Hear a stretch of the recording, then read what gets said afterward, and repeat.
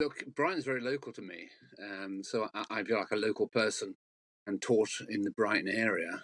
I'm concerned because I think adults have issues and concerns about racial equality, but they are putting the burden of those concerns onto the shoulders of 5, 6, 7-year-olds.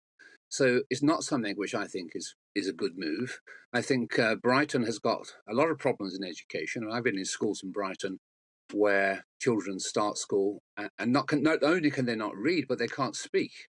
That comes as quite a shock to a lot of people, but there's some real problems in Brighton in terms of poor standards.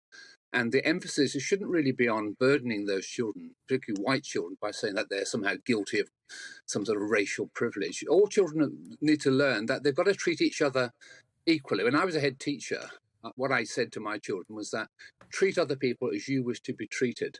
And that's all you need to know, really. Now, it's unfair, I think, on children to pick them out and say, look, you're privileged, you're not privileged. And actually, it's actually probably going to, increase possible tensions between children of different races. And we've got to work on the idea that children are the same.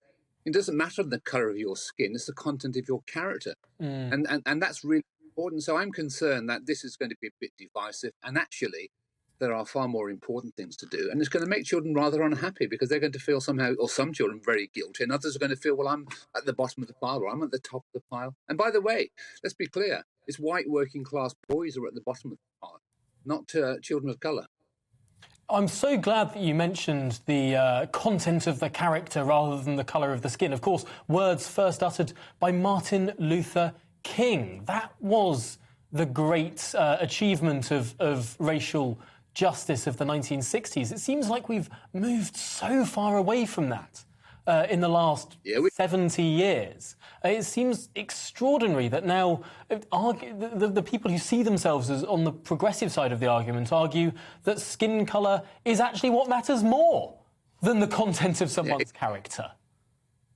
It's so sad, isn't it, really? Because schools are like families. They need to hang together. Children need to stick together to support each other.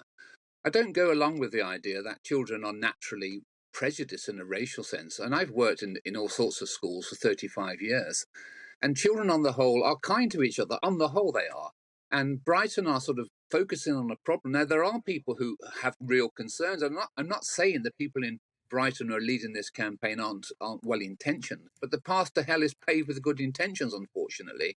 And you want to be a child in the school who feels guilty, or a child perhaps who feels that they've got to change their behaviour. No, children have got they need to be children. They need to look after each other. And yes, Martin Luther King was absolutely right. Judge people by the content of their character. One of the assemblies they used to give when I was teaching younger children was actually to show them back in the 90s, in South Africa, the Rugby World Cup final, where Nelson Mandela put on the shirt of the apartheid regime. He put on the Springbok shirt. There's nothing more in South Africa more symbolic of white supremacy and apartheid. He put it on because he said, we have got to work together. The future is working together. So I'm opposed to things which divide people. Work together, emphasize the similarities, not talking about the differences so much. And look, remember, if we've got a problem in this country, it is with white working class kids, not with children of colour.